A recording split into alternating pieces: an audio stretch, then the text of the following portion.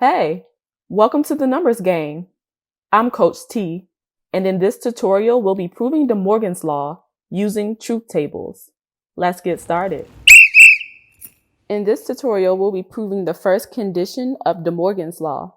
That is, not P and Q is equivalent to not P or not Q. Let's start by finding the truth table up the left side of our equivalency sign. That is, not P and Q. First, we'll write two consecutive truths and two consecutive falses in the P column, and then we'll alternate true and false in the Q column. Now, taking what we know about the AND condition, we're going to find P and Q. In our first row, where P is true and Q is true, P and Q is true. In our second row, when P is true and Q is false, then P and Q is false. In the third row, when P is false and Q is true, then P and Q is false. And lastly, in the fourth row, where P is false and Q is false, then P and Q is false. In our final column, we have not P and Q. And so here we'll do the opposite of everything we did in the previous column. Starting with our first row, P and Q was true, and so not P and Q will be false. In our second row, P and Q was false, so not P and Q will be true. In our third row, P and Q was false, so not P and Q will be true. And finally, in our fourth row, P and Q was false, and so not P and Q will be true. Voila, we have the truth table for the left side of our equivalency sign. Now, let's move on to the right side of our equivalency sign, that is, not P or not Q.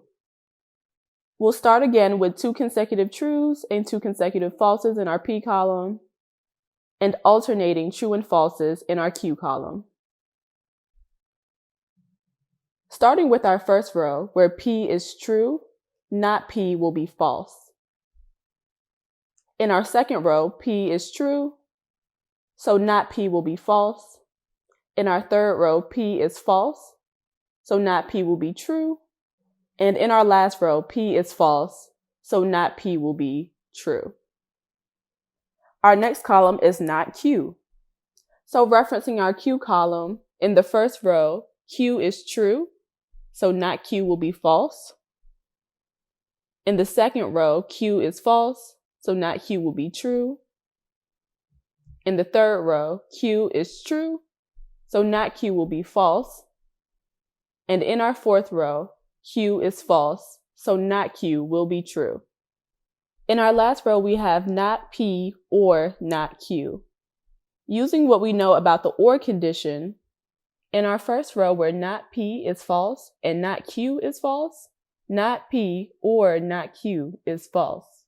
In our second row where not P is false and not Q is true, not P or not Q is true.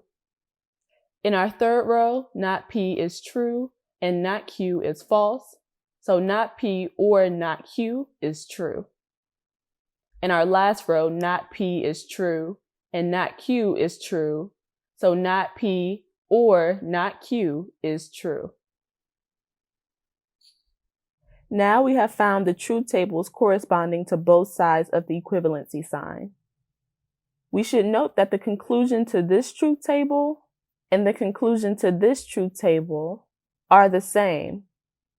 For both truth tables, we have false, true, true, true, showing us that not P and Q and not P or not Q are equivalent. Thus, the first condition of DeMorgan's law is proved. I'll leave the second condition of DeMorgan's law for you all to prove on your own. The second condition is not P or Q is equivalent to not P and not Q. When you all get the sequence of trues and falses for both sides of the equivalency sign, drop your answer in the comments down below. So this is how you prove a theorem with truth tables. I hope this video was helpful for you all. If it was, hit the like button or subscribe to the channel, and I'll see you all next time. Thanks for watching The Numbers Game.